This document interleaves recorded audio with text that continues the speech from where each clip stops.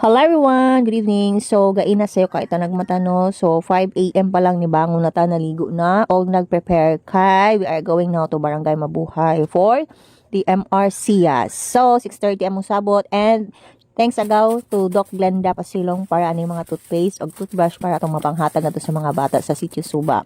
Yes, Sitio Suba kami mga to, Purok Pag-asa, Sitio Suba ng Barangay Mabuhay. And right now we are heading there. So mo ni diri mi nangagi sa may Awasyan, Quezon. Then going to kanisya Pasaka na gyud ni siya sa Barangay Mabuhay. And dito na to init ang ato ang mga kauban ng mga BHWs nga naghulat sa dito kay para kita nila maibanan og mag-guide. And we are here na sa ilang barangay health station nga gwapa kaayo. So pagsulod nato makita dayon nato ang ilang accomplishments for the past weeks for the MRCS. So, right now, nag-prepare na mi. So, mo din among sakyan. Elf or multicab, titawag ani. So, dreamy man na kay guys sa likod kay para bibo ko, no? And, going na kami dito sa Sitio Suba.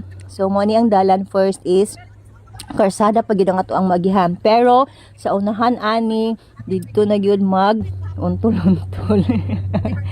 Dito na mag-untol-untol ang atong mga labot ani kay rough road na gayud kadayo siya. And biskan rough road siya, bibog hapon and malingaw gid mo sa view kay puro siya kahoy niyo makita. Yes, literal na lasang and naabot na dito sa first na tulay og silihang.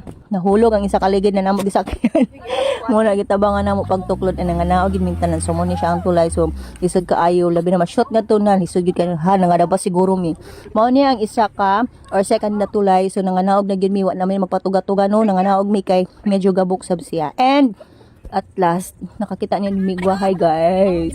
Subot to subot, hapit na gid mi sa amuang destination. So, diri nang hagad-hagad nami nagpa-remind sa mga kabalayan nga pakatuon ng ilahang mga bata. So, naabot to kita sa atong destination and pag abot namo giplaplaster na mga parents ug ang mga bata kay para kami makahatag og IEC kay para makasabot kid ang parents kung unsa importansya aning atong ihatag nga vaccine kay kini nga lugar layo gid kaayo ni siya sa sentro no so dili ni sila basta-basta makababa kay mahal kaayo ang pamasahe ug dili basta-basta ang dalan nga ilang agian.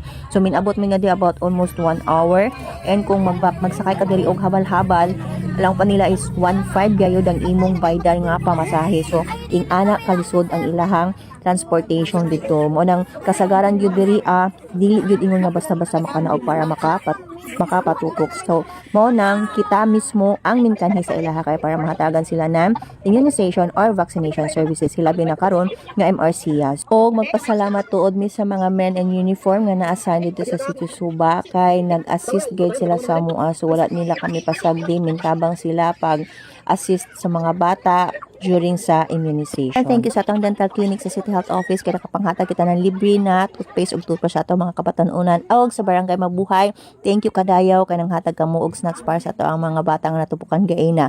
Walay bata nga nagmahay. So after sa tanan, mangaon na ta kay panggutom na mga kauban na BHWs kay wala pang taon mamahaw ang iban. And pagpanguli mo na dayon ni ang show. Nagtuklod mi sa sakyanan sila radi ay. Nagtuklod kay wala mo under ang sakyanan abi na mong nahuton na gasolina. Abtan pa gid migtaliktik may gani wala mo kusog ang ulan. So despite sa mga challenges nakauli gihapon mi nga safe and success ang amuang activity for this day. So that's it. Thank you for watching.